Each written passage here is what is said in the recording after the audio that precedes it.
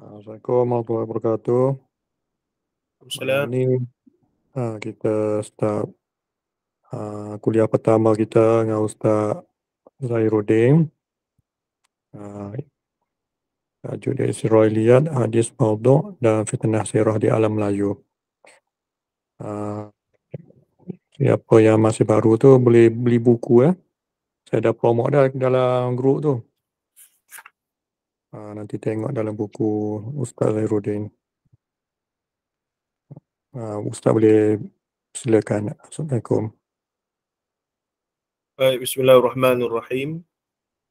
Assalamualaikum warahmatullahi taala wabarakatuh. Innal hamdalillah nahmaduhu wa nasta'inuhu wa nastaghfiruh wa na'udzu billahi min shururi anfusina wa min sayyiati a'malina.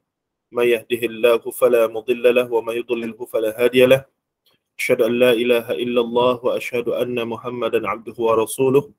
Allahumma salli wa sallim wa barik ala Muhammad wa ala alihi wa sahbihi ومن تبعهم بإحسان إلى يوم الدين أما بعد فإن أصدق الحديث كتاب الله وخير الهدي هدي محمد صلى الله عليه وسلم وشر الأمور محدثاتها وكل محدثة بدعة وكل بدعة ضلالة وكل ضلالة في النار أو كما قال النبي صلى الله عليه وسلم لا نبي بعد. Alhamdulillah. Pertamanya terima kasih kepada pihak penganjur lah, kita punya Abang Zaim ataupun Tuan Zaim alias melalui teratak hadis, dan saya berbesar hatilah untuk bersama dengan tuan-tuan dan puan-puan sekalian, dan kerana program kita ini khusus bincang buku saya ni, jadi saya rasa yakinlah sikit untuk nak bentang dan bincangkan kandungan buku ini dengan semua insya-Allah. Baik. Sebahagian daripada hadirin sekalian mungkin dah ada buku ni, dan mungkin sebahagian dah baca. Saya pun dah beberapa kalilah semenjak beberapa tahun sudah membincangkan kandungan buku ini di pelbagai medium lah, online secara ni, dan ada yang jenis program bersiri, tapi itu ringkasan lah. Tapi nampaknya yang ini mungkin kita akan buat lebih detail sikit. Kita akan baca line by line, ataupun kita akan tengok kandungan-kandungan penting lah apa yang nak dibahaskan. Kalau boleh saya, di sini muka utama dia lah. Kalau siapa boleh tengok, ini dia punya cover depan. Saya yakinlah sebahagian dah tahu. Okey. Baik, ini kandungan dia yang dalam Israiliyat, Hadis Maudhu' dan Fitnah Sirah di Alam Melayu ni. Okey. Saya tak boleh share lah PDF ni. PDF ni adalah hak milik penerbit. Ketika mana saya berurusan dengan mereka, maka saya boleh paparkan pada kita semua. Dan dalam nak guna, yang mana ada buku nanti boleh catatlah beberapa isu yang mungkin ada pembetulan dari sudut teknikal, dan juga mungkin ada perkara-perkara yang tambahan-tambahan semasa yang kita boleh dapati ya. Baik, buku ni ada 3 kata aluan dan 1 pengantar. Pasak minda ini yang paling penting lah. Dia punya latar belakang kenapa dan bagaimana buku ini boleh ditulis ya. Dan kita diajar oleh guru-guru kita bahawa pentinglah untuk membaca mana-mana buku pun untuk terlebih dahulu kita katakan untuk kita faham ataupun baca betul-betul muqaddimah muallif ataupun musannif pengarang kitab tersebut ya. Kerana biasanya pada muqaddimah inilah dia cerita bagaimana idea dia keluar dan bagaimana berinteraksi dengan buku ni dan apa yang nak dipersembahkan dan seumpamanya. Maksudnya peta minda ataupun kita katakan, saya sebut di situ pasak minda, framework, dia punya kerangka apa sebenarnya yang nak difokuskan dalam sebuah buku yang bertajuk Israiliyat, Hadis Maudhu' dan Fitnah Sirah di Alam Melayu ini. Baik, seterusnya ada bab pertama lah. Ini sekejap ya, saya suka menconteng ya. Okey. Okey, ini kira bab pertama lah. Ini bab kedua, bab ketiga, lepas tu penutup. Jadi intipati utamanya adalah sebagaimana tajuk. Yang pertama Israiliyat, yang kedua hadis palsu ataupun al-mawdu'at, yang kemudian fitnah sirah. Konteksnya saya sempitkan di alam Melayu. Kenapa alam Melayu? Kerana saya daripada bidang master dalam bidang pengajian Melayu, saya melihat ada gap, ada kelompangan yang ditinggalkan oleh tok guru kita. Bukanlah mereka tak sebut langsung, tapi sebahagian mereka tidak fokus secara mendalam lah bahagian tersebut. Dan saya lihat ada gap di situ, ada maksudnya ruang untuk saya berkhidmat dan memberikan buah fikiran berdasarkan juga mereka punya peninggalan dan ilmu lah sebenarnya. Sebenarnya benda yang saya kumpulkan dalam buku ini, majoritinya adalah apa yang sudah biasa kita dengar daripada guru-guru kita. Cuma ada satu bahagian, satu perspektif, satu ruang yang mereka tak sentuh secara mendalam. Mereka sentuh secara sepitah lalu sahaja. Jadi saya ambil kesempatan di situ untuk buat kajian sikit, himpunkan dan dalamkan sikit perbincangan di situ ya. Jadi sambungan kepada buku ini iaitu khurafat, tahyul dan mistik di alam Melayu juga ada kaitan lah dengan persoalan-persoalan yang dibangkitkan. Kita dalam akademik kita diajarkan setiap masalah itu perlu ada persoalan yang jelas lah untuk kita menjawab persoalan tersebut ya. Baik. Jadi penutup, kemudian bacaan lanjut, ini cadangan-cadangan karya, seterusnya bibliografi ataupun rujukan dan indeks. Okey. Itu keseluruhannya. Tak banyak pun. Cuma kerana saya pada masa ini sedikit terpengaruh dengan pengajian akademik semasa itu, jadi penyusunannya jadi agak inilah perbincangannya pun. Sebelum ini ada orang ada orang respon, setengahnya kata terlalu akademik kerana saya meletakkan rujukan apa semua. Setengah kata macam baca perbahasan yang bercerita tetapi penuh dengan rujukan-rujukan dan perbahasan yang serius. Pada saya itu satu kejayaan lah. Sebab saya memang nak tackle kedua-dua pihak, iaitu pihak orang awam yang tidak ada latar belakang pengajar secara khusus dalam bidang hadis, tafsir dan seumpamanya. Dalam masa yang sama saya juga nak tackle golongan akademia, golongan academician yang khususnya yang dalam bidang pengajian Melayu, sastra dan seumpamanya, yang agak tidak fokus ataupun tidak ambil tahu langsung tentang kepentingan kedudukan riwayat-riwayat Israiliyat, mawdu'at, hadis palsu dan fitnah sirah yang banyak bersebar di alam Melayu kita ini melalui karya-karya kesusasteraan dan juga karya-karya Jawi lah, karya-karya kitab-kitab Jawi ulama-ulama Melayu kita lama. Sekali lagi saya tegaskan, ini bukanlah bermaksud kita nak isytiharkan perang dan kita nak tolak secara 100% apa yang tok nenek moyang ataupun ulama-ulama kita tinggal dulu, semacam mana kalau kita biasa dengar Maulana Muhammad Asri Yusof bincang pun, dia pun mengaji daripada aliran pondok apa semua dan dia mendapat ilmu yang banyak daripada pondok. Saya sendiri pernah duduk di pondok ataupun Mahat Tahfiz Darul Quran Repek Pasir Mas. Almarhum guru kami baru meninggal tempoh hari, Ustaz Subki Abdul Rahman rahimahullah taala rahmatan wasi'ah. Allahumma fillah warhamhu wa'fi wa'fu anhu. Jadi kita tahulah, kemudian kita pergi universiti, kita terdedah pula dengan wacana-wacana hadis yang mutaakhir ini semakin subur. Maka alhamdulillah secara objektif kita tahu peninggalan tok nenek moyang kita, ulama-ulama alam Melayu sangat banyak yang baik, tapi kita tak boleh nafikan ada beberapa perkara yang mesti diberikan ataupun istilahnya islah dan tajdid lah, diislahkan, dibaik pulih ataupun diberi nilai tambah dan diberi nafas baru. Itulah lebih kurang itu lebih kurang dia punya konsepnya. Dan antara lain idea saya menulis buku ini kerana pada masa itu saya saya mula masuk ke API, Akademi Pengajian Islam di Universiti Malaya melalui pengajian Diploma Usuluddin ya. Dan kita mengaji ulumul hadis dengan ulumul Quran. Guru ulumul hadis saya adalah pada masa itu Profesor Madya Dr. Fauzi Draman lah. Guru kepada ramai guru-guru dalam bidang hadis di Malaysia ni. Sudah pencen dan sekarang ini pencen lah. Ada duduk di Batu Muda, belah-belah Batu Kif sana.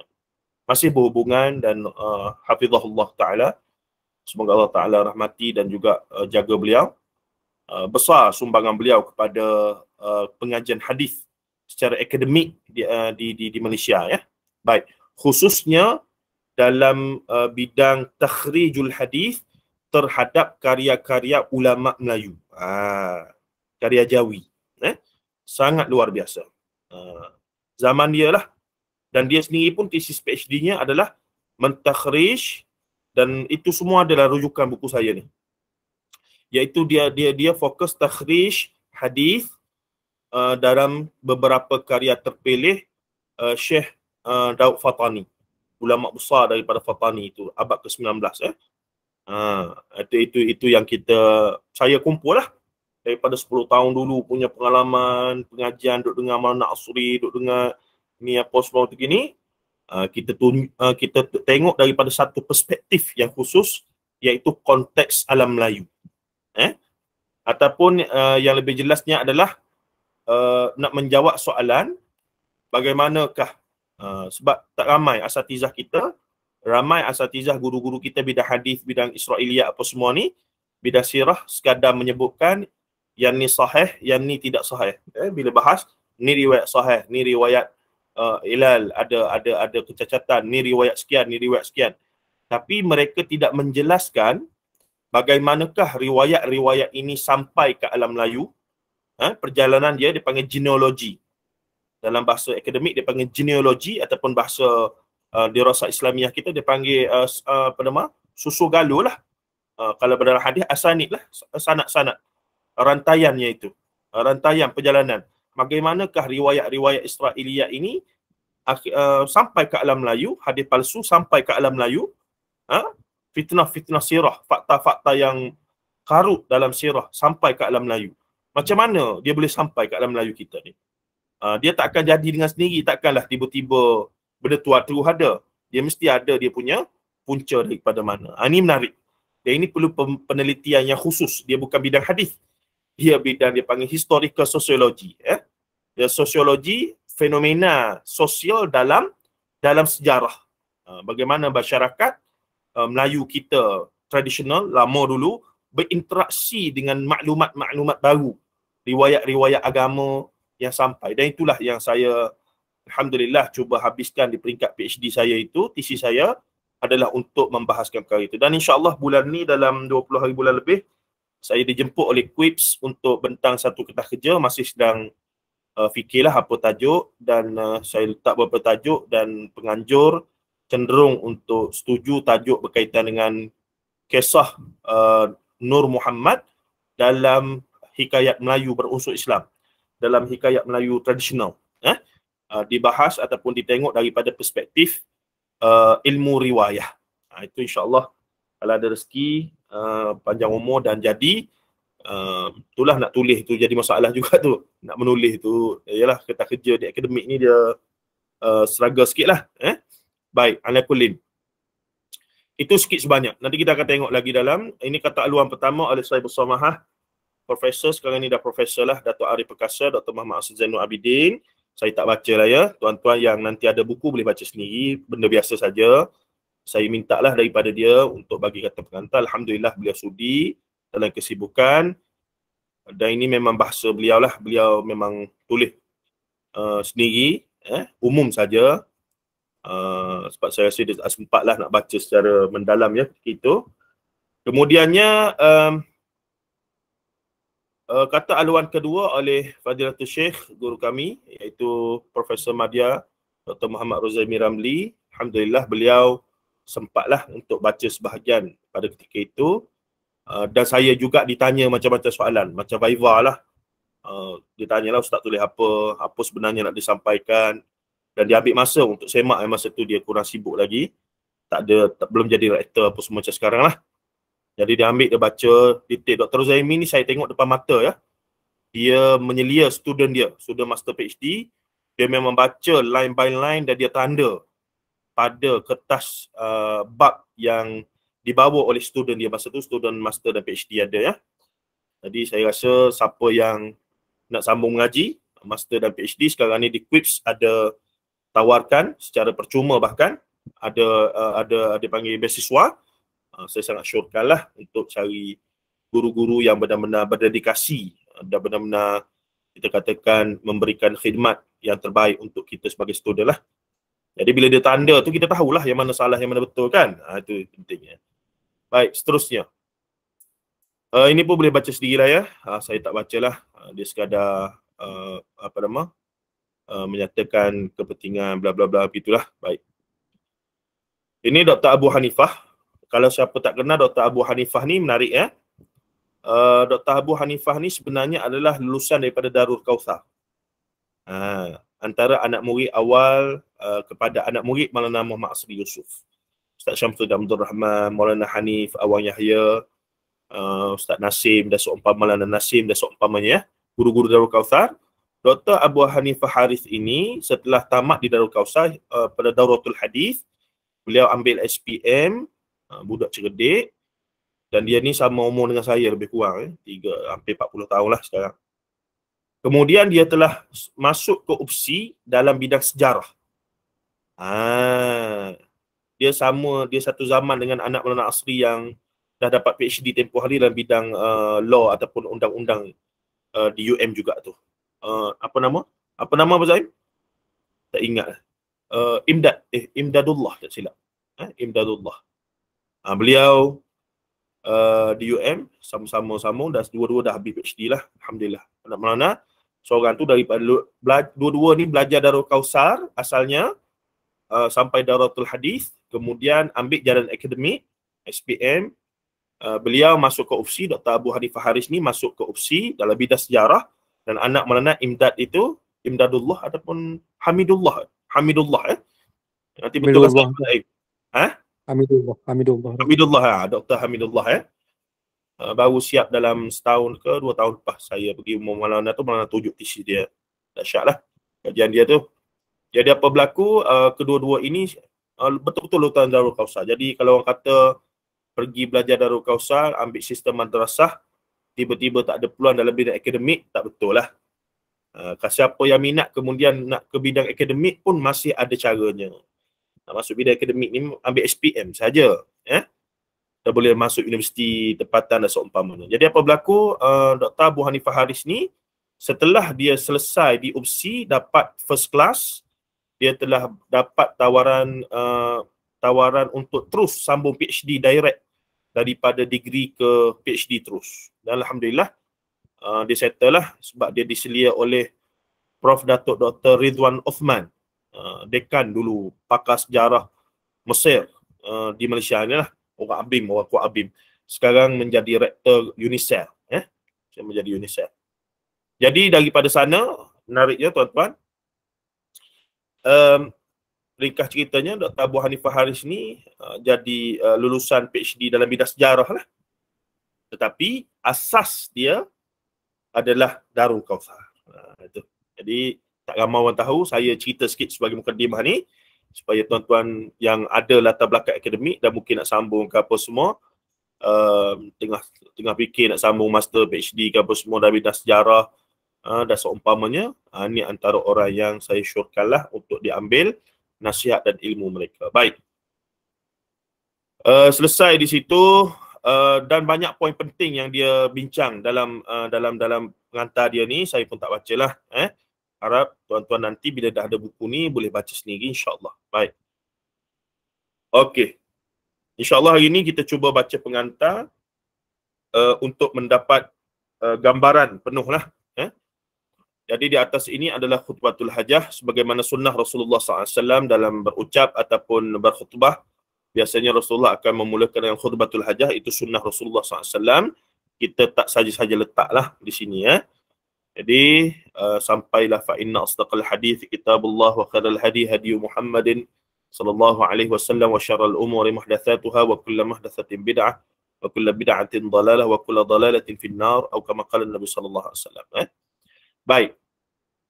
Selepas hampir 10 tahun saya tulis itu, selepas hampir 10 tahun terjun dalam bidang penulisan dan ceramah serta sering berkongsi dengan masyarakat awam tentang Islam sesuai dengan kadar maklumat dan kemampuan diri saya dan ajaran-ajarannya melalui pelbagai medium, saya sedar bahawa diri sendiri juga perlu sentiasa menambah ilmu dari semasa ke semasa, sama ada melalui pengajian rasmi ataupun umum.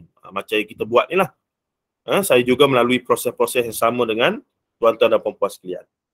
Cuma bezanya saya mendapati pengajian umum di surau masjid, saya yakin ya, setakat ini pemerhatian dan juga rekod yang ada memang tak cukup kalau nak lahirkan seorang yang bukanlah faqih tapi paling tidak mencapai tahap al-fahmu yang memahami. Sebab pengajian di surau masjid ni terlalu umum dan dia tidak berstruktur ya. Jadi kita boleh pergi dengan untuk targhib wa tarhib, untuk dapat nasihat apa semua, mau'izah, boleh. Tetapi kalau kata untuk betul kita nak jadi orang yang paling tidak capai tahap al-fahmu, kata Imam Hasan al-Banna, iaitu al-fahmu, orang yang faham, tidaklah sampai faqih ataupun daqiq, itu lagi tinggi. Paling tidak walaupun kita tak hafal Quran, kita tak hafal hadis, bahasa Arab kita tak erti ataupun tak bagus sangat, tapi bila orang bincang agama, kita tahu. Agama bila nak bincang mesti lagu ni. Mesti datang dulu daripada qala Allah wa qala Rasulullah sallallahu alaihi wasallam. Bila qala Allah, mesti tengok tafsir. Bila nukilkan hadis, mesti nyatakan sumbernya daripada mana. Dan kena datangkan huraian muhaddis-muhaddis terhadap hadis tersebut. Itu kira walaupun kita orang awam, tapi orang awam yang mencapai tahap al-fahmu tadi. Orang yang faham. Tidaklah kita sewenang-wenangnya diperkotak-katikkanlah oleh manusia-manusia di luar sana atas nama agama itu. Saya besarkan sikit ya. Baik. Okey. Seterusnya, proses menyambung pengajian di peringkat pasca siswazah meskipun sudah 2 kali gagal, saya menjumpai titik noktah tetap memberikan satu pengalaman yang cukup luar biasa. Dalam masa 10 tahun, saya cuba sama master di 2 tempat dan kedua-duanya gagal lah. Gagal siap tesis itu. Tetapi memberikan satu pengalaman cukup luas sebenar. Khususnya selepas beberapa kali hadir ke bengkel kaedah penyelidikan serta seminar-seminar tertutup dan terbuka akademik itu. Selain itu, media atas talian yang begitu luas cakupannya menyebabkan maklumat yang mahu diperoleh semudah menggelintar jari di skrin telefon pintar sahaja. Saya nak maksudkan adalah bila kita berkehendakkan maklumat, contoh status hadis ataupun nak cari hadis ataupun nak cari ayat Quran, betapa zaman kita ni sangat membantu sampaikan kita tak boleh brain. Ada lagi ustaz-ustaz yang sengaja baca hadis yang sudah terbukti palsu. Yang memang orang dah istihar kan, semua orang tahu palsu. Tapi kalau dia pertahankan juga, maka kita kata, tak patut zaman ni. Kalau zaman dulu kita boleh faham ya. Zaman dulu ni satu kampung, ada seorang saja ustaz, tok guru, tok syekh, dan orang dalam kampung tu tak pernah keluar daripada kampung tu. Ni zaman dululah sebelum merdeka apa semua kan. Maka kalau tok guru tu bawa Islam yang baik, yang tepat dengan Quran dan Sunnah, beruntunglah dia. Tapi kalau tok guru tu bawa Islam yang pelik-pelik, cara persembahannya pelik-pelik, amal ibadahnya pelik-pelik, itulah yang diterima oleh masyarakat kampung dia itu. Bayangkan. Bayangkan suasana itu tuan-tuan ya. Jadi pada saya, dari satu aspek, kita tak boleh salahkan tok nenek moyang kita yang memang ada isu itu. Ada isu tak cukup maklumat ya. Tak cukup maklumat, tak cukup ilmu, tak cukup sumber. Tapi hari ini dengan internet, dengan segala apa yang ada, apa lagi alasan kita untuk tidak mendapatkan sumber agama yang terbaik? Semuanya ada. Nak tidak saja, kita boleh dengar dua-dua ustaz daripada 2 aliran untuk buat perbandingan. Dan kita boleh tilai sendiri. Maksudnya betul-betul atas kita. Dulu masyarakat ataupun orang awam, semoga Allah Ta'ala ampunkan tok nenek moyang kita ya, yang terlibat dengan khurafat, tahyul, yang tak tahu hadis palsu apa semua, bercampur dengan amalan khurafat yang dianggap sebagai agama apa nama? Yang Islamik. Sikap kita, kita tak hukum mereka, kita tak kata mereka salah secara mutlak di sisi Allah lah. Sebab ada pelbagai faktor keuzuran. Ada pelbagai faktor keuzuran. Tapi zaman ni tak boleh dah. Kebanyakan benda uzur zaman dulu tu sudah hilang dah. Dia punya qarinah itu. Tak boleh dah nak guna alasan yang sama. Maklumat sudah banyak di depan mata. Boleh cari. Bahkan dah sampai pada kita. Tinggal lagi kita sendiri nak berfikir atau buat perbandingan, muqaranah ataupun tidak ada seumpamanya. Tuan-tuan dan puan-puan rahimallah. Baik. Kita pergi sikit lagi. Kuliah saya ni dia akan jadi macam lebih kepada macam kuliah universiti lah ya. Nanti kita akan sampailah part-part perbahasan tentang dalil apa semua tu. Mungkin berbeza sikit dengan kaedah pengajian asatizah yang lain kerana ia melibatkan latar belakang pensejarahan yang panjang. Dan itu penting untuk tuan-tuan dapat perspektif yang benar ya. Sebagaimana perjuangan Syekh Muhammad Abdul Wahab, apakah perspektif yang tepat kita nak letak bila dikatakan dia terlibat dengan keganasan jugalah, maksudnya mengisytiharkan bunuh fatwanya dan seumpamanya. Jadi ada perspektif-perspektif yang menarik untuk kita tengok, termasuklah apa yang sedang kita bincang ini berkaitan dengan bagaimanakah riwayat Israiliyat, hadis-hadis palsu ni sampai ke alam Melayu dan akhirnya establish dan berkembang dan akhirnya menjadi darah daging dalam pemikiran beragama orang Melayu sampailah hari ini. Walaupun Islam dah 1000 tahun, walaupun ustaz-ustaz yang balik daripada Mesir, daripada Jordan, daripada Pakistan, daripada Madinah dah makin ramai. Tapi kenapa tak selesai juga ni isu penggunaan riwayat-riwayat yang bermasalah ini? Ini yang kita nak kupas tuntas secara mendalam. Tidak lagi secara main-main lah, tapi secara detail sungguh. Itulah yang kita nak usahakan dalam sesi kuliah kita ni insya-Allah sampai akhir lah. Baik. Katanya lagi di sini, apa dia tu? Pengalaman bertahun-tahun yang saya manfaatkan apabila dilibatkan dengan pertubuhan multaqa asatizah dan duat mursyid, sampai hari ini pun masih ada walaupun agak tidak menonjol lah, yang dikemudi oleh yang bahagia Dr. Zawudin Abdul Rahman, Dr. Uzar pada awal dulu, sekarang ni Ustaz Abdullah Bukhari Al-Hafiz, melalui program-program yang dianjurkan sama ada sebagai pemerhati atau dan pembentang, juga termasuk majlis dalaman sesama hampir 20 orang asatizah yang tidak perlu diperkenalkan lagi di peringkat nasional, berubah-ubah ya. Ramai pun yang dah jadi menteri apa semua, dah jadi ahli politik macam-macam parti lah, parti tu, parti ni, macam-macam lah tuan-tuan ya. Tapi menarik dulu kami pernah bersama dan saya ni tak banyak lah peranannya mendengar mereka berbahas. Menarik. Menarik, mereka ini semua daripada latar belakang yang pelbagai. Ada salafi, ada cenderung alul hadis, ada cenderung pada fiqh usul fiqh, ada yang asy'ariyah, ada belaka. Tapi mereka boleh duduk dan bergaduh dalam kadar ukhuwah dan faham. Sebab kita meletakkan satu penanda aras dalam berfikir dalam masalah agamanya, iaitu wasatiyah fil Islam yang digagaskan oleh Syekh Dr. Yusuf Al-Qaradawi rahimahullah ta'ala. Jadi di sinilah menyebabkan semua orang walaupun daripada latar belakang apa pun, akhirnya walaupun tak setuju, gaduh sakan juga. Seingat saya macam-macam juga tuan-tuan. Tak adalah mereka tu baik, bukan masuk baik apa. Maksudnya tak adalah tak gaduh langsung, tak ada. Tapi akhirnya di atas semangat ilmiah, di atas semangat akademik dan juga di atas semangat wasatiyah fil Islam, maka semangat wasatiyah itu akhirnya mereka boleh agree to disagree, setuju untuk tidak bersetuju. Sebab masing-masing tahu perkara yang dibahaskan itu adalah hal-hal furu'iyah, bukannya perkara usul yang menyebabkan perlunya kita berkerak rotan hitam putih. Banyak. Baik, katanya lagi di sini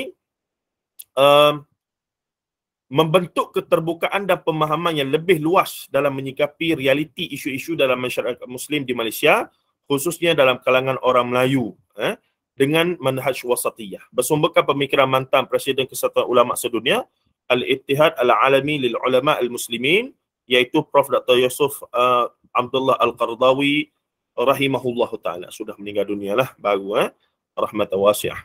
Baik. Dalam masa yang sama, pengalaman bekerja di beberapa buah syarikat perbukuan sebagai editor bermula dari PTS, ITBM, kemudian Karya Bestari, Karangkraft, dan terbaru saya terlibat dengan IIUM Press, penerbit UIA, dalam pengurusan buku-buku agama, meluaskan cakupan kenalan daripada kalangan para penulis dan intelektual negara kita, daripada pelbagai aliran, sekaligus menyebabkan selera membaca saya semakin meningkat, meluas, malah semakin mencapah. Satu masa tu kita jadi minat belaka. Minat hadis, minat sejarah, minat falsafah, minat belaka.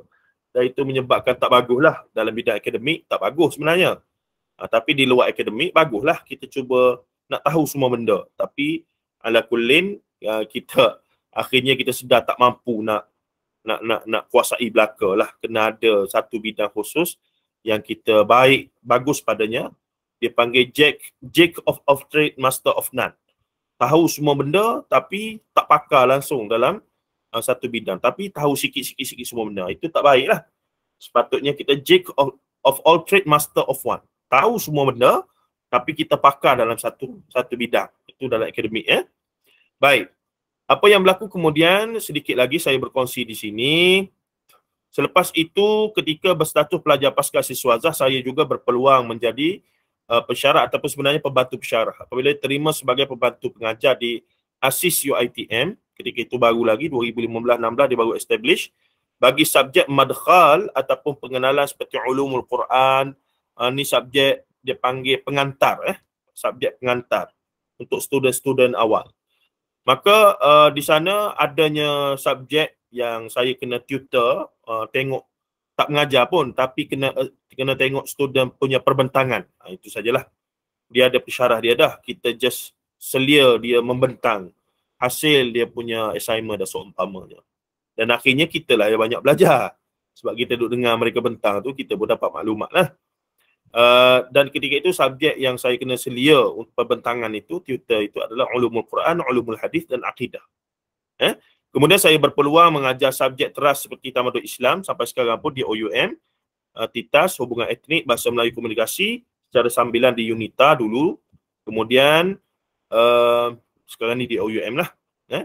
Tapi menariknya di UNITA dulu, saya perlu berinteraksi dengan pelajar bangsa Cina, India, yang beragama Hindu, Kristian, Buddha dan mungkin juga yang tidak punya agama. Jadi menariklah untuk kita nak tahu perspektif mereka tentang Islam. Kenapa yang kalau orang bukan Melayu ya, kalau kahwin orang Islam dia jadi masalah. Tapi kalau kahwin dengan Kristian ke apa semua, dia macam okey sikit. Saya cuba tanyalah mereka ya untuk nak faham apa perspektif mereka tentang hal tersebut. Ini benar-benar menyedarkan saya akan realiti keberagamaan jamak agama, bangsa dan budaya di Malaysia memerlukan formula atau fiqh khas bagi menanganinya. Maksudnya tidak boleh secara tekal berpegang dengan teks-teks lama yang ditinggalkan. Khususnya teks-teks fiqh lah. Bermaksud bukanlah teks-teks itu tidak berfaedah, tapi ada hal-hal yang perlu dilihat dengan realiti baru ya. Fiqhul waqi' kata Syekh Dato' Yusof Qaradawi, kena tengok waqi'-nya, kena tengoklah dia punya apa dia lagi. Macam-macam lah dia punya fiqh tu yang digagaskan oleh Syekh Dato' Yusof Qaradawi yang luar biasa itu. Baik, dia kata lagi, ia tidak cukup sekadar laungan, kembalilah kepada Al-Quran dan As-Sunnah semata-mata. Dari perspektif dakwah, maka terlalu bukanlah jumuk ya, terlalu bersemangat ya, sehingga tidak berpijak di bumi nyata. Ya, kita semua insya-Allah dalam ni, saya yakin semua adalah mereka yang cintakan untuk kembalikan suasana kefahaman di atas manhaj Al-Quran dan Sunnah Rasulullah sallallahu alaihi wasallam, of course. Tapi perjalanan, proses untuk kembali itu tidak semudah yang kita lafazkan lah. Sampaikan pernah saya bagi contoh, ni contoh yang menyindir lah sikit, tak bagus ya. Saya kata takkanlah kalau kita tengok contoh sepasang suami isteri sedang bergaduh, kita pun pergi kepada dia, kita pun bagi Quran, bagi hadis, bagi inilah, bagi secara literal, secara zahir ni, bagi Quran hadis. Jangan bergaduh, baca ni. Dia tak semudah tu lah. Dia perlukan ilmu psikologi, dia perlukan ilmu strategi, komunikasi yang baik dan pelbagai lagi. Jadi ini menyebabkan bila kita duduk ramai dengan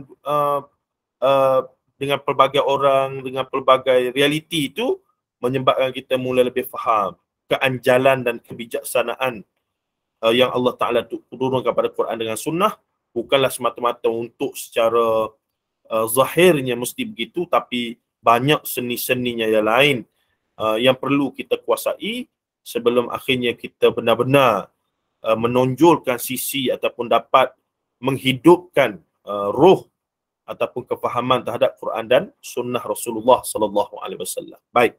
Sikit lagi kita pergi. Hari ni kita ambil masa sejam saja. Saya tak kurang tak lebih lah sebagai mukaddimah.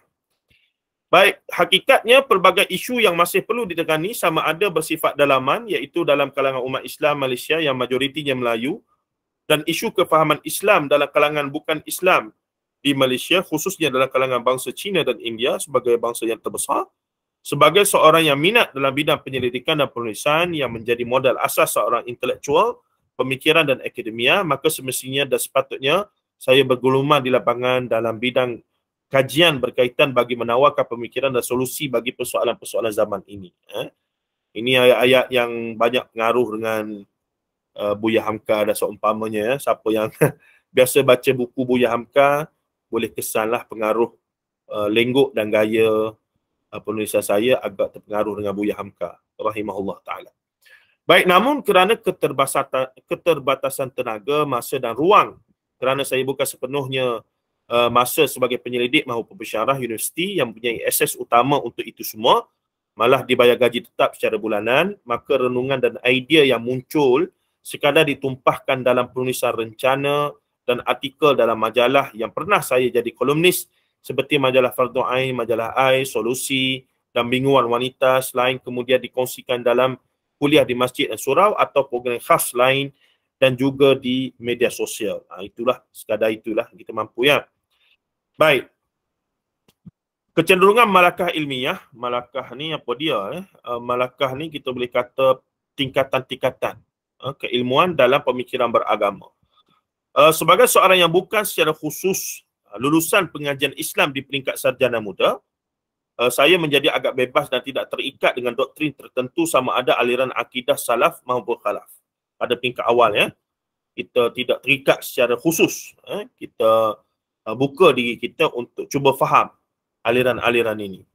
Sama ada golongan reformis ataupun tradisionalis, keterlibatan saya dalam mana-mana jemaah sama ada bersifat politik ataupun pertubuhan bukan kerajaan NGO, bukan sebagai orang dalam tetapi sekadar sebagai peminat dan penyokong atau pengkritik dari luar. Tak terlibat secara khusus dari dalam tapi sentiasa bersama dengan mereka.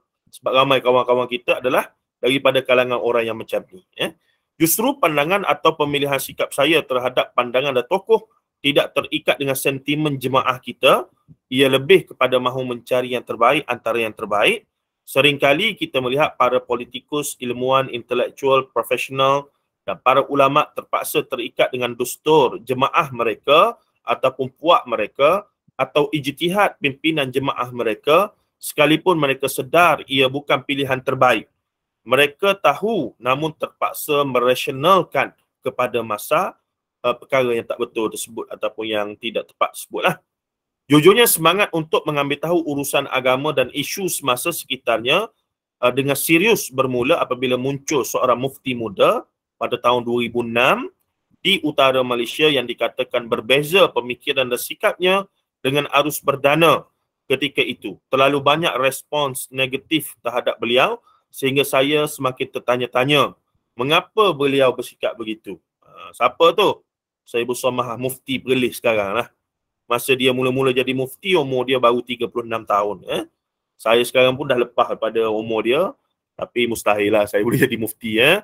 Sebab kita bukan secara 100% daripada aliran belanja agama. Melainkan saya kena ambil degree semula dalam bidang usuluddin ataupun syariah lah. Baik.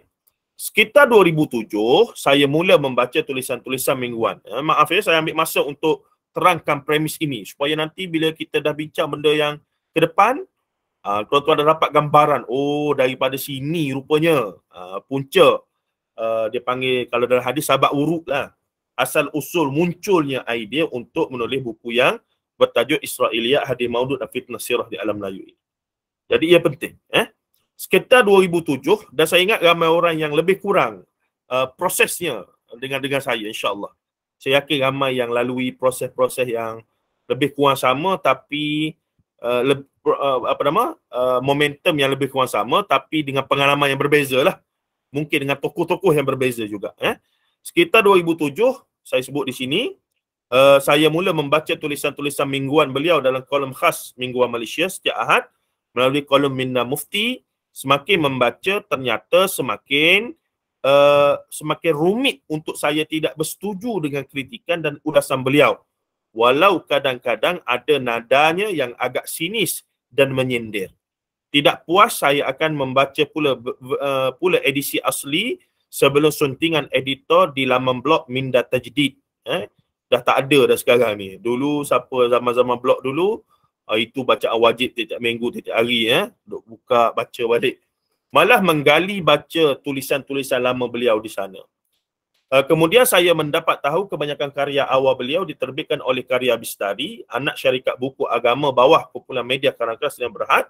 Saya memborong ke semua buku dan makalah yang diterbitkan bersekali dengan tokoh-tokoh seangkatan beliau seperti Dr. Mazli Malik, kini YB Menteri Pelajaran Malaysia, Dr. Abdullah Yassin, Dr. Abdul Rahman Abdullah. Ini tokoh penting dalam membentuk saya punya saya punya berahi dalam bidang pemikiran beragama, dalam bidang sejarah pemikiran agama di Malaysia, di alam Melayu ni. Yang sampai saya sekarang minat kepada perbincangan tentang aliran Batiniyah, benarkah aliran Asy'ariyah Maturidi yang ada di yang sampai ke alam Melayu adalah aliran Asy'ariyah Maturidiyah sifat 20 yang original, ataupun yang sudah contaminate, yang sudah tercampur sinkretis dengan aliran Batiniyah, Wujudiyah. Dalam masa yang sama di alam Melayu sendiri, khususnya di Jawa, ada dia punya aliran Batiniyah sendiri, Kejawen, Manunggaling Kawula Gusti. Mereka ada Islam Kejawen, ada Islam Priai, dan pelbagai lagi. Ini cukup menarik, tuan-tuan. Sebelum itu saya minat untuk tahu tentang pertembungan kaum muda, kaum tua. Zaman Hamka, ayah dia, Syekh Said Al-Hadi, Syekh Tahir Jaliluddin. Di Kelantan ada debat pasal anjing, adik raja nak bela anjing, Dalmatian, sampai ada cover buku, ada gambar anjing di tepi mufti. Dan mutakhir ini mula ada pihak yang nak hidupkan kembali Nahdlatul Ulama Malaysia sebagai cawangan kepada Nahdlatul Ulama di Indonesia, PU Faiz. Dia bawa naratif pertembungan kaum muda, kaum tua, ada 15 isu ke 20 isu yang dibincangkan. Dan bila kita perhatikan daripada isu-isu yang dibincangkan, pertembungan kaum muda, kaum tua, dari dulu sampai sekarang, tidak ada pun satu perbahasan tentang ayat dan hadis sifat. Ini menyebabkan saya kena fikir balik, daripada mana punca sebenarnya pertembungan ayat dan hadis sifat ni. Bila tengok-tengok balik, tak pernah berlaku dalam sejarah pertembungan kaum muda, kaum tua, daripada zaman Hamka, daripada zaman pertembungan kaum Padri, tak ada, tuan-tuan. Tengok, rekod yang terawal pada tahun 2000 berapa? 2002-2003. Sebuah buku yang ditulis oleh Dr. Zamihan Ma'zin Al-Ghari, pada masa itu belum doktor lagi, iaitu tajuk Polemik Wahabi, begitulah lebih kurang apa tajuk tu.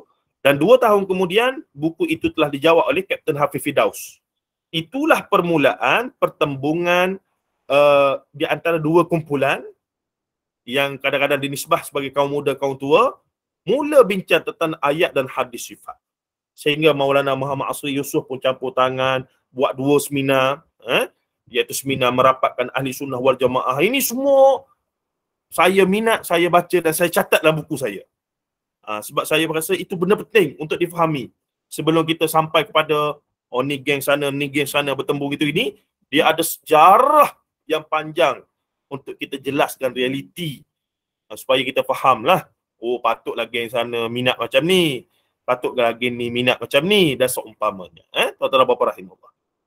Minta maaf pendekatan saya berbeza sikit sebab latar belakang Yalah, kita tidak pure hadis apa semualah, dia lebih kepada pensejarahan ya, dan juga dipanggil sosiologi, historical sociology, fenomena-fenomena yang pernah berlaku dalam sejarah. Jadi dengan memahami benda-benda ni tuan-tuan, akhirnya kita kena penyakit sebenar, masalah sebenar, dan akhirnya insya-Allah kita boleh tawarkan ubat yang terbaik untuk masyarakat zaman kita ini. Semoga begitulah insya-Allah ya. Saya tak bertanya langsung ni tuan-tuan ni, senyap belaka ni okey ke ni sebenarnya ni? Minta maaf. Saya pun ralik tu bercakap seorang-seorang. Okey ke belaka? Okey. Mantap. Okey, sangat. Lama duk tidur belaka saya cakap seorang. Very interesting. Okey. Okeylah saya teruskan ya. Ada buka, angkat tangan ni maksudnya nak bersuara ke macam mana tu? Saudara Saiful Amin ni. Minta maaf saya tertekan lah. Oh, tertekan. Bukan tertekan pressure ya? Bukan. Okey. Gurau. Minta maaf saya nak sambung kabel charger kejap.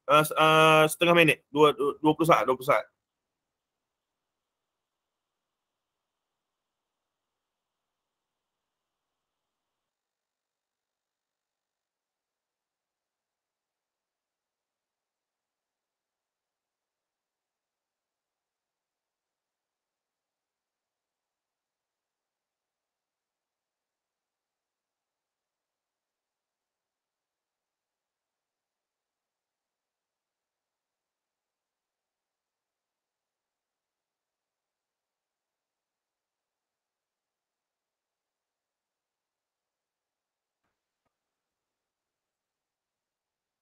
Okey, baik. Bismillah, wassalatu wassalamu ala Rasulillah.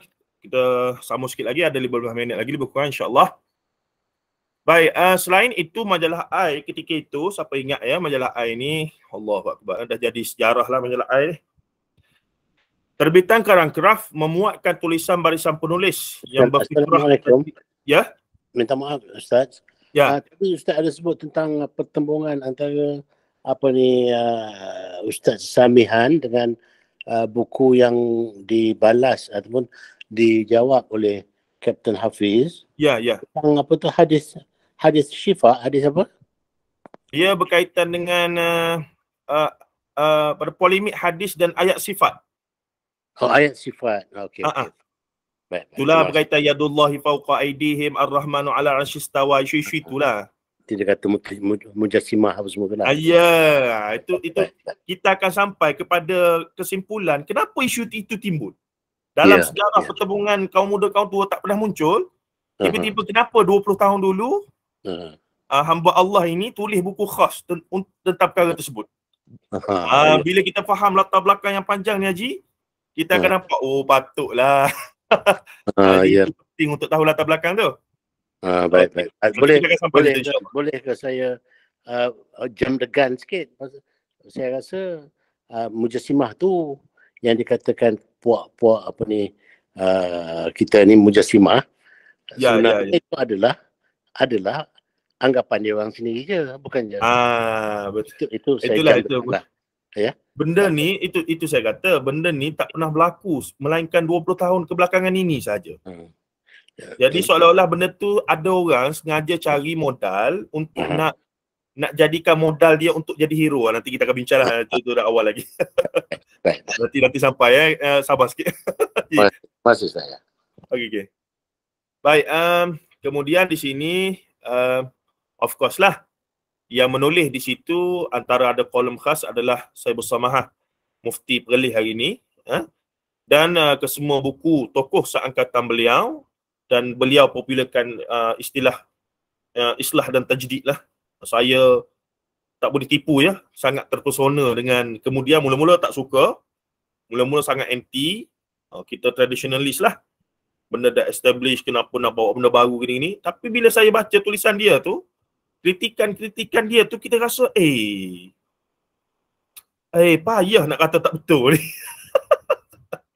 Saya yakin ramai yang pernah lalui fasa itulah ya. Bila kita baca, bila kita pergi sendiri tengok benda tu, itulah yang berlaku pada ramai orang yang benci Syekhul Islam Ibn Taymiyah, benci Ibn Qayyim Al-Jauziyah dan seumpamanya. Dan bila mereka baca sendiri, mereka pun sedar, ya ada kekurangan. Ibn Taymiyah, Syekhul Islam Ibn Taymiyah rahimahullah adalah beberapa isu yang kita pun, saya pribadi rasa tak setujulah dengan siapa-siapa pun. Nah, tapi tidaklah menafikan sumbangan beliau yang begitu dahsyat kepada dunia Islam, keilmuan Islam. Sebagaimana Hujjatul Islam Imam Al-Ghazali rahimahullah ta'ala, Abu Hamid Muhammad bin Ahmad Al-Ghazali rahimahullah ta'ala, rahmatan wasi'ah. Jadi dengan kita pergi sendiri tengok, faham, oh dahsyat mereka ni. Sebab kita tak boleh dengar third party. Akhirnya kalau kita ikhlas nak tahu betul ke tidak betul, baik tak baik, betul ke tidak tuduhan terhadap seorang tokoh, kita kena pergi sendiri kepada karya-karya mereka. Itu kita memerlukan guru-guru yang objektif, yang kritis, yang boleh membantu kita untuk sampai kepada maksud tersebut, ya. Dan alhamdulillah kita diberikan peluang lah untuk mengenali guru-guru yang begitu yang ada di Malaysia ni, alhamdulillah. Bayangkan kalau tidak ada mereka, ya, kita musih lagi mungkin pemikiran kita sempit lah, begitu sempit dan begitu sekali sentiasa bersangka buruk dengan orang dan seumpamanya. Baik, saya lanjut. Saya harap kita boleh habis untuk sesi kali ini, bahagian ini, ya. Katanya di situ sekarang ini saya pun kemudian kerja di Karya Bistari itu lebih dekatlah dengan majalah Ais. Saya pun jadi kolumnis di situ, menulis banyak juga. Sayangnya majalah itu sudah terkubur. Selain akhbar dan majalah, blog juga menjadi satu sumber bacaan tulisan tokoh-tokoh di luar status quo aliran perdana, namun bersikap ilmiah dan kritis dengan isu semasa berkaitan Islam, selain bersifat interaktif dengan netizen yang minat membaca tulisan mereka. Blog Ustaz Aziz Abdul Jamil itu sangat memberi kesan kepada pemikiran beragama saya, ya. Saifulislam.com. Kelolaan Ustaz Aziz Abdul Jamil, buku-buku beliau. Kemudiannya Dr. Zahrudin.net dulu. Oh, itu pun antara blog yang sangat membantu kita lah, mendapat pelbagai maklumat dan ilmu-ilmu yang pelbagai ketika itu dalam fiqh, muamalat dan seumpamanya. Menjadi satapan wajib dari semasa ke semasa. Malah mereka juga cukup aktif berceramah dalam TV, radio, masjid, seminar dan seumpamanya. Pada zaman itulah, 10 tahun, 20 tahun dulu punya cerita ni. 5-16 tahun dulu punya cerita ni. Kerana merujuk kepada sumber tulisan mereka di blog yang kemudian banyak dibukukan, saya mula meneroka jauh kepada sumber rujukan mereka. Bukan setakat kita baca buku dia, tapi mereka juga mendorong kita untuk pergi kepada sumber-sumber mereka. Itu penting. Semacam ada orang, ada adik-adik, ada sahabat-sahabat yang baca buku saya ni, mereka kata, adalah 2-3 orang yang buat perkongsian, mereka kata, lepas anda baca buku Ustaz, anda jadi nak baca ataupun rasa nak cari semua buku yang Ustaz sebut dalam buku-buku. Kata itu memang matlamat kita lah. Memang matlamat kita antaranya adalah nak bagi tahu sumber supaya pembaca ni timbul keinginan untuk dicari sendiri sumber tersebut. Gitu. Jadi pada saya kejayaan sebuah penulisan buku ataupun sebuah seminar ceramah ni adalah bila kita berjaya mendorong pendengar kita ni untuk dia teruja cari sendiri sumber-sumber yang kita rujuk itu. Yang akhirnya mungkin dia akan tak setuju dengan kita, mungkin dia akan jumpa kesalahan-kesalahan kita, tak apalah. Tapi paling tidak mereka terdorong untuk nak. Itu satu kejayaan lah pada saya, ya. Baik. Sikit lagi kita pergi. Selain itu, hampir semua karya mereka meskipun berasal daripada susun ulang atau kompilasi tulisan blog, tetap saya beli dan baca. Maksudnya, di blog dah baca. Bila jadi buku, baca lagi. Tu. Sebab kita minat lah. Kita rasa berkualiti bacaan-bacaan tulisan-tulisan mereka ketika itu, ya. Ternyata ia memberikan nilai tambah yang cukup mewah kepada fikrah ilmiah saya dalam menanggapi isu semasa berkaitan Islam dalam konteks Malaysia. Lanjutan daripada pembacaan buku dan blog, ia kemudian membawa saya bermujamalah ataupun bermujamalah ni bermesra, ya, bergaul lah dengan mereka di alam realiti melalui program dan seminar yang mana saya sendiri terlibat sama ada sebagai pengurusi, moderator ataupun sekadar peserta biasa. Apatah lagi apabila saya terlibat secara rasmi dengan mursyid. lebih menyeronokkan sebahagian daripada mereka kemudian pernah saya uruskan manuskrip mereka sehingga dilahirkan menjadi buku. Kita editor lah di PTS, di Karangcraft, mereka hantar buku, kita uruskan buku-buku mereka kan. Dan kemudian sehingga dilahirkan sebuah buku beredar dari seluruh negara semasa menjawab sebagai editor di Rumah Penerbitan bermula di PTS, ITBM dan terakhir di Karya Bistari, dan yang terbaru bulan 10 tahun lepas di IIUM Press ataupun penerbit UIA. Satu pengalaman yang cukup berharga bermula sebagai murid tulisan dan pemikiran mereka, kemudian berpeluang menguruskan manuskrip mereka sebagai editor sehingga diterbitkan. Ni saya tulislah sajalah ya.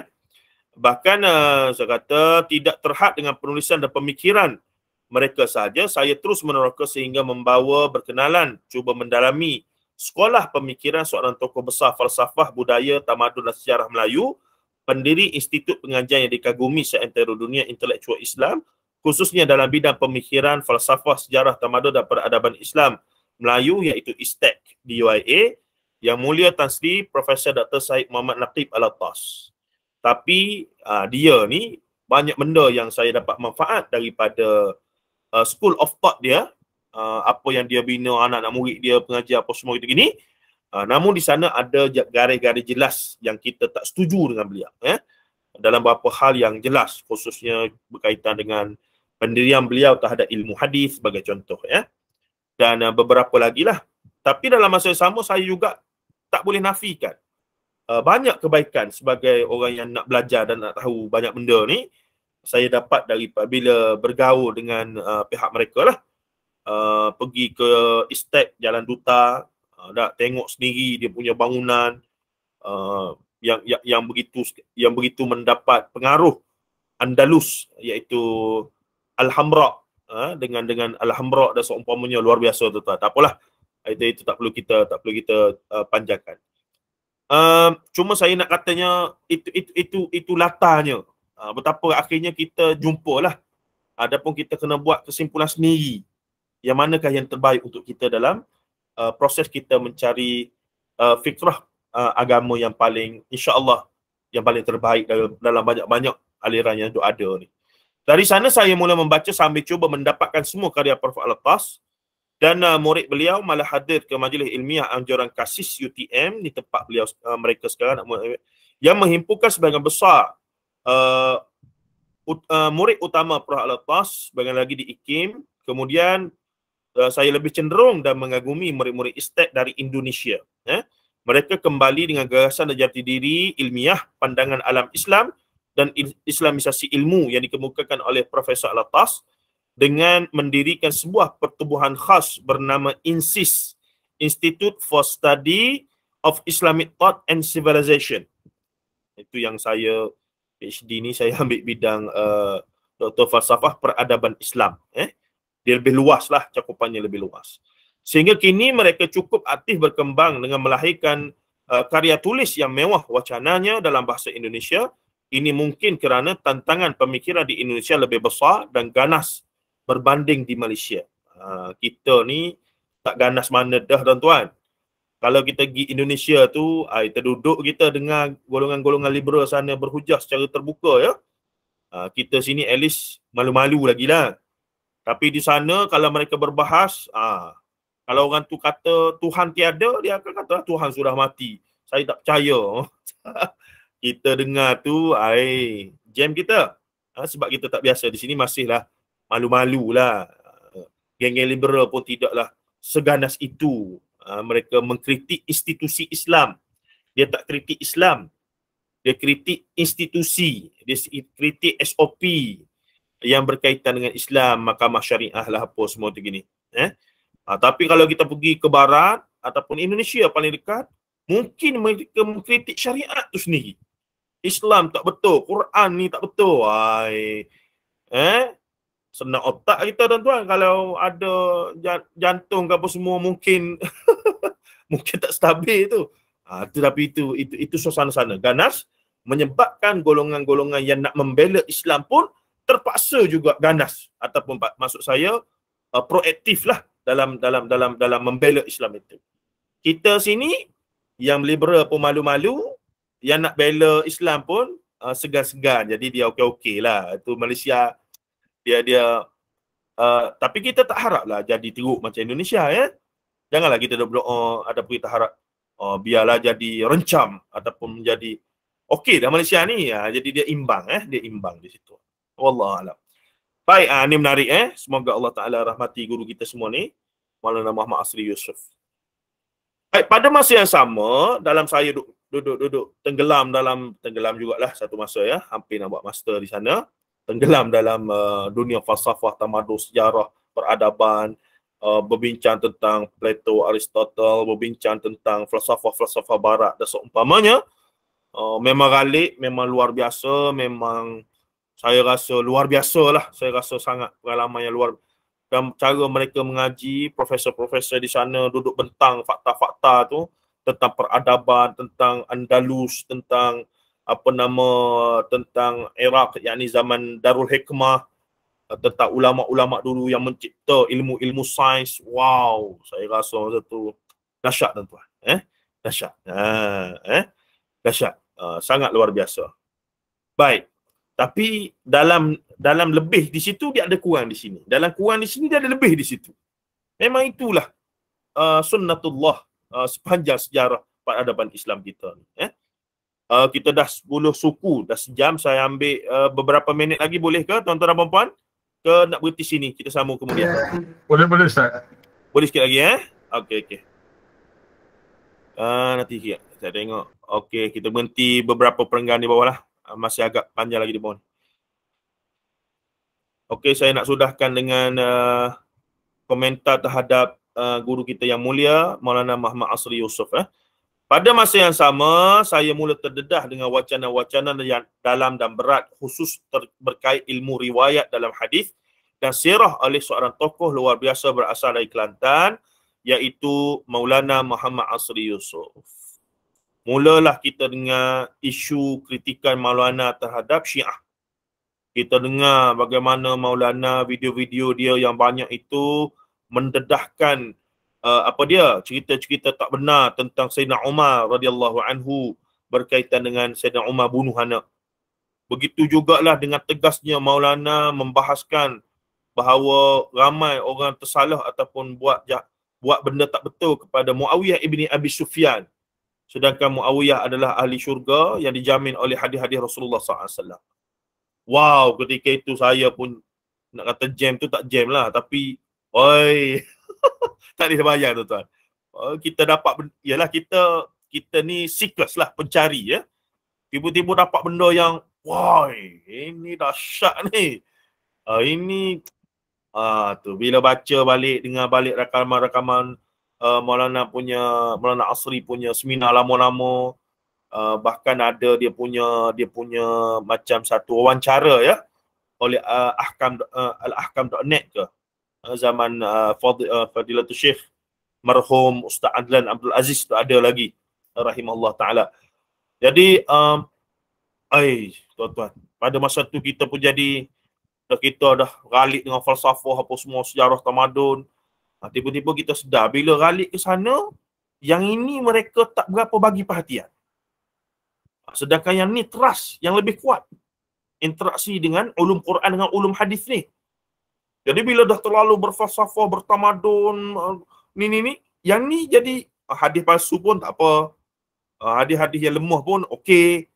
Saya kata macam tak betul ni. Jadi bila pergi kepada Maulana Asri, tengok balik betapa sikap kita terhadap sahabat Rasulullah pun. Riwayat-riwayat yang berstatus athar, apabila dinisbahkan pada sahabat, boleh rosak kefahaman terhadap agama. Ini macam mana ni? Dan bila dia menjelaskan peranan Syiah daripada perspektif bagaimanakah Syiah sengaja menjadikan sahabat ni sebagai, kita kata, punching bag lah, begitu gini untuk meruntuhkan Islam. Saya kata ini luar biasa lah. Dan kemudian daripada situ kita kenal Ustaz Syamsuddin Abdul Rahman, kita kenal anak-anak murid Maulana yang luar biasa itu, yang meneruskan legasi keilmuan beliau dalam bidang masing-masing dan kitab masing-masing seluruh Malaysia sekarang.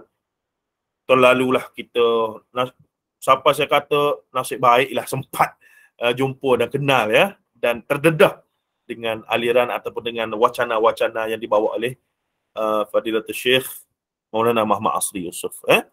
Baik, saya sebut di sini ketika itu terdedah itu dari Kelantan, iaitu Maulana Muhammad Asri Yusof yang dikenali sebagai Syekhul Hadis Darul Kautsar. Pusat pengajian beliau yang usahakan dengan menggunakan silibus hybrid dari Madrasah Indo-Pakistan yang memakan masa 10 tahun. Ni saya tanya sendiri dia, silibus di Darul Kautsar ni, saya tanyalah bila kita tengok apa semua tu, dan saya tunjuk beberapa orang asatizah, semua macam terdiam bahawa mereka kata inilah silibus yang sepatutnya. Sehingga saya tanya pada Maulana, bila dah habis silibus ini, perlu belajar mana lagi Maulana? Maulana kata tak cukup dah tu.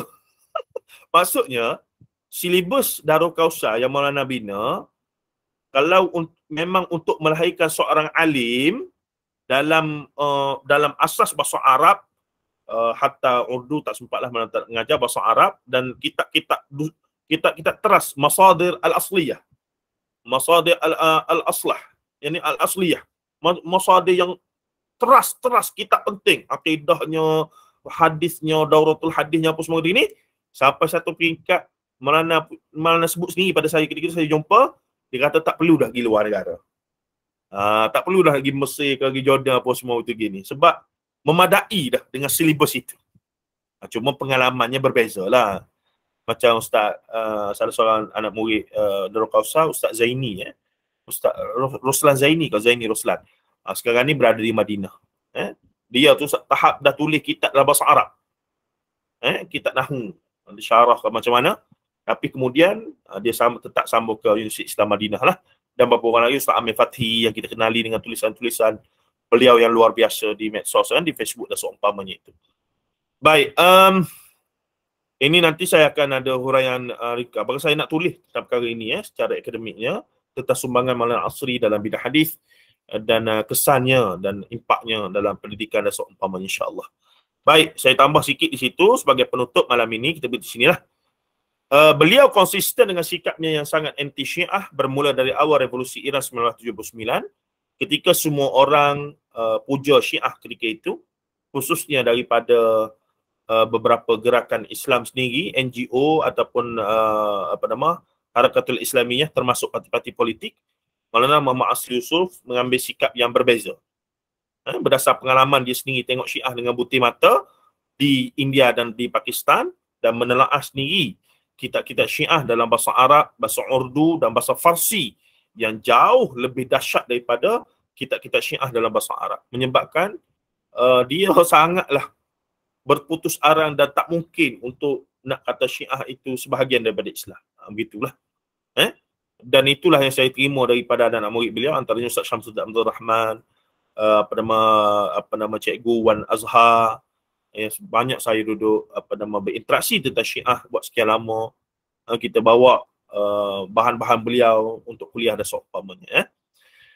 Baik, katanya lagi di sini untuk perakhirannya, meskipun ketika itu ramai Muslim Sunni tersilau dan kemabukan akan semangat revolusi, khususnya para ahli gerakan Islam, selepas lebih 30 tahun memfokuskan pengajaran dalam bidang ilmu hadis mutaakhir, ini beliau mula memfokuskan pula pengajaran Al-Quran dan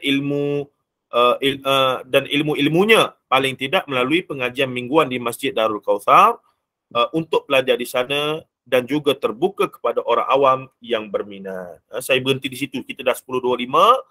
Boleh kita berhenti situ sebelum kita sambung pada minggu depan, insya-Allah, pada masa dan hari yang sama. Boleh? Ada soalan tak sebelum kita tutup?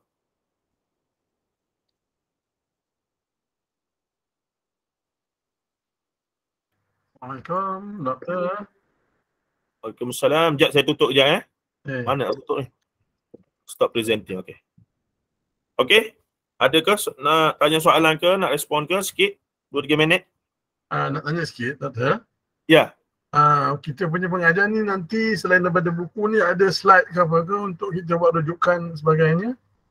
Asasnya memang berdasarkan buku inilah. Sebab tu kita syorkan untuk kalau boleh semua ada buku. Nanti boleh catat maklumat-maklumat tambahan pada buku masing-masing.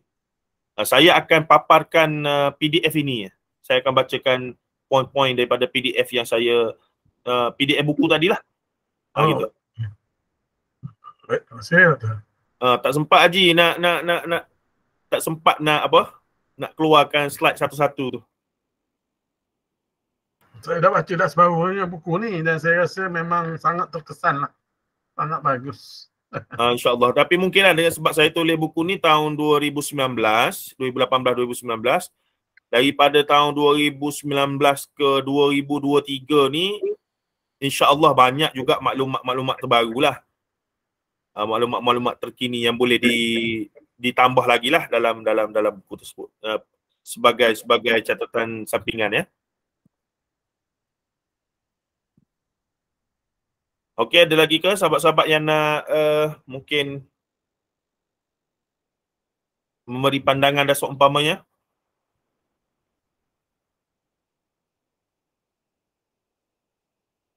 Tak ada. Kalau tak ada, kita ni lah. Ada tak yang nak bersuara boleh? Ada isu?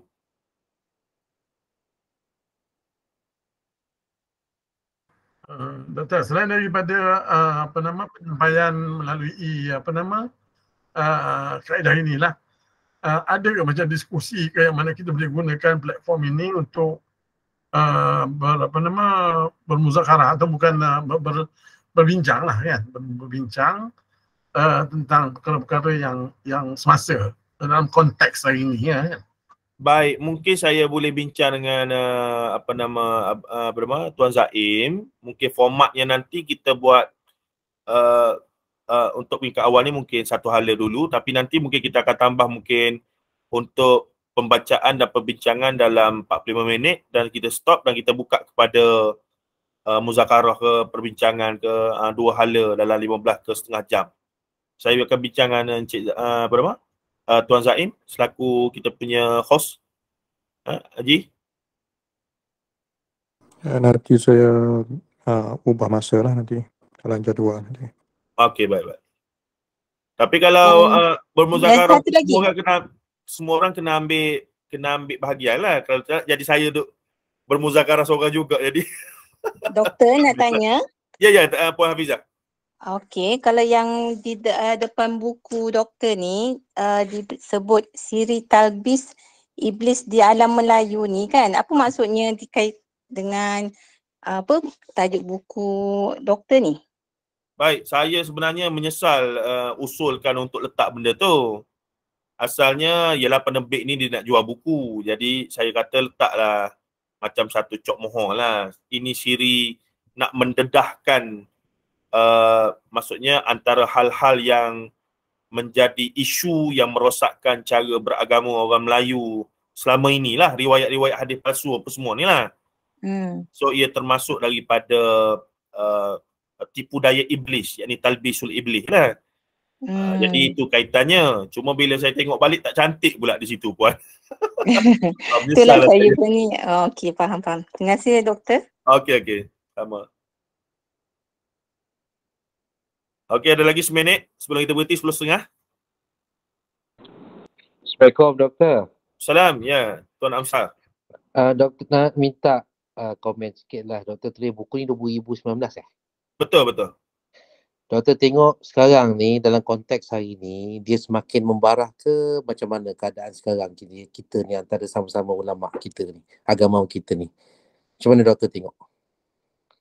Usaha untuk merapatkan sebab macam mana pun secara sunnatullah memang Allah Ta'ala sengaja jadikan kita ni berbeza-beza. Sebab tu ahli sunnah wal jamaah kalau kita faham betul, di bawah payung ahli sunnah wal jamaah pun ada pelbagai, kalau ikut Abdul Qahir Baghdadi rahimahullah, ada 7 ke 9 aliran lah. Dan bermaksud di situ dari sudut teras, dari sudut usul akidah dan usul ibadah, mereka tak berbeza. Tapi perbezaan itu pada isu-isu furu', isu-isu cabang yang dibenarkan berbeza. Isunya sekarang adalah kita nak mencapai tahap seramai mungkin orang faham, termasuk dalam konteks Malaysia ini, bahawa bila perbezaan itu pada perbezaan yang dibenarkan, maka kita kena angkat bendera putih ala ra'si wal ain. Ini memang kita kena terima. Boleh berbeza. Kerana di sini sekarang berlakunya tak boleh berbeza. beza sikit dengan saya, awak geng sana. Tu jadi jadi isu. Dan pada saya ini adalah berkaitan dengan status quo ya. Mana-mana aliran yang mendapat dokongan waliul amri akan rasa perlu untuk mereka pertahankan. Kalau saya nak terus terang pada tuan-tuan semua ni, mukadimah ni jaranglah saya dedahkan ataupun saya betul. Tapi bayangkan kalaulah saya sebut ya, bayangkan kalau satu masa seluruh Malaysia aliran keagamaannya adalah aliran Perlis. Agak-agak apa jadi Tuan Amsyar? Itulah dia. Jadi masing-masing akan nak pertahankan status quo itu. Risaulah kalau kata semua jadi aliran Perlis. Kalau bahasa kasar ya, bahasa kasarnya, macam mana lagi aliran yang bukan Perlis? Bahasa kasar ya, nak cari makan. Gitu. Jadi masing-masing cuba pertahankan dengan ikhlas, dengan tak ikhlas. Ikhlas tak ikhlas dalam hati tu hak kita dengan Allah Ta'ala lah. Tapi akhirnya yang kita tahu, siapa yang bersama dengan waliul amri, aliran arus perdana, mereka akan nak pertahankan kerana, dan itu juga berlaku zaman Mu'tazilah dulu, ketika zaman Abbasiyah dan seumpamanya ya. Masing-masing berusaha dan akhirnya dalam konteks Malaysia, Perlis berbeza dengan negeri lain kerana waliul amri, tuanku Sultan tuanku Raja Perlis bersama dengan aliran yang cenderung kepada untuk melihat dalil yang lebih tinggi dan mazhab dan seumpamanya. Macam mereka sekarang lah. Cuba kita bayangkan lah, kita duduk syok-syok sebelum tidur malam ni. Bayangkan satu masa daripada federal, persekutuan, sampailah Sabah, Sarawak, seluruh Malaysia, menerima aliran beragama yang rasmi macam Perlis. Wow, saya tak nak bayang tu. Allahualam, itulah. Nak kata makin buruk makin baik itu bergantung pada akses kita juga. Kalau kita pergi cari wacana-wacana yang teruk, kita tengok makin teruk juga. Tapi bila duduk dalam satu kelompok, macam makin bagus, makin banyak kefahaman dan seumpamanya. Wallahualam. Okay, Doktor. Okey. Abang Zaim, mungkin kita boleh break dah. InsyaAllah kita sama minggu depan lah. 10.30. Kesian pada sahabat-sahabat. Ya, boleh dah. Kita sambung depan dah. Sambung.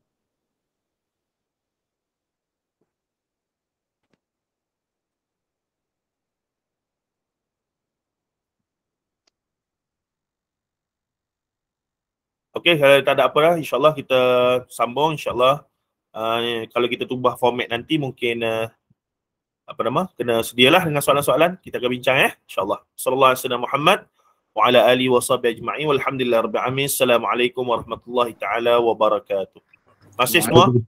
Waalaikumsalam warahmatullahi wabarakatuh. Terima kasih Ustaz. Sama. Terima kasih. Sama.